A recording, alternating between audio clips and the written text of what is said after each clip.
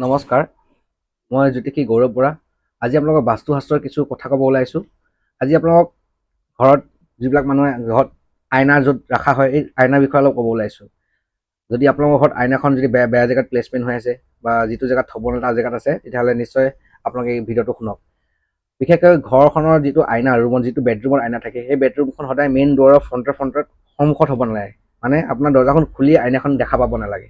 তাৰ পৰা সদায় আঁতৰত ৰাখিব লাগে। আৰু লগতে বিচনাখনৰ ভৰিৰ সন্মুখতো আইনাখন ৰাখিব নালাগে। আপোনালোকৰ যিফালে শুৱে ভৰি পথানৰ ফালে যাতে আপোনাৰ মুখখন যাতে দেখা পাই নহয়, তেনেকুৱা ঠাইত আইনা থ'ব নালাগে। আইনা থোৱা মেইন জেগাটো হৈছে আপোনালোকৰ সদায় পূব ফালে নহ'লে উত্তৰ ফালে আইনাখন সদায় থ'ব লাগে। উত্তৰ ফালে মুখ কৰি পেলাই থ'ব লাগে, যাতে আপোনালোকে আইনাখন উত্তৰ ৱালত বা পূব ফালৰ যিখন ৱাল আছে তাত লগাকৈ আইনাখন থ'লে ঘৰখনৰ কাৰণে ভাল। আইনাই বহুত বস্তু ৰিফ্লেক্ট কৰে, বেয়া বস্তু কিছুমানো ৰিফ্লেক্ট কৰে, ভাল বস্তু কিছুমানো ৰিফ্লেক্ট কৰে এখন ঘৰৰ পৰা। গতিকে সেইকেইটা ছাইডত হ'লে ভাল বস্তুখিনি ৰিফ্লেক্ট হয়, এইটো বাস্তুশাস্ত্ৰ মানে। গতিকে আপোনালোকে ঘৰত যদি আইনা যদি বেলেগ দিশত আছে, ঘৰখনৰ যদি আপোনাৰ বেডৰুমৰ যদি ফ্ৰণ্টত আছে বা দৰ্জাখনৰ মুখত আছে, তেতিয়াহ'লে নিশ্চয় আঁতৰাই পেলাই আপোনালোকে নৰ্থ ফালে, উত্তৰ ফালে নহ'লে পূবৰ ৱালৰ ফালে লগাই দিয়ক, খুব ভাল। আৰু লগতে ঘৰত ভঙা আইনাও ঘৰত ৰাখিব নাপায়। যদি ঘৰত আপোনালোকৰ ভঙা আইনা আছে, অতি সোনকালে ঘৰৰ পৰা আঁতৰি কৰি পেলাই দিয়ক। ভঙা আইনাই ঘৰখনত বহুত বেয়া বিপদ মাতি আনে।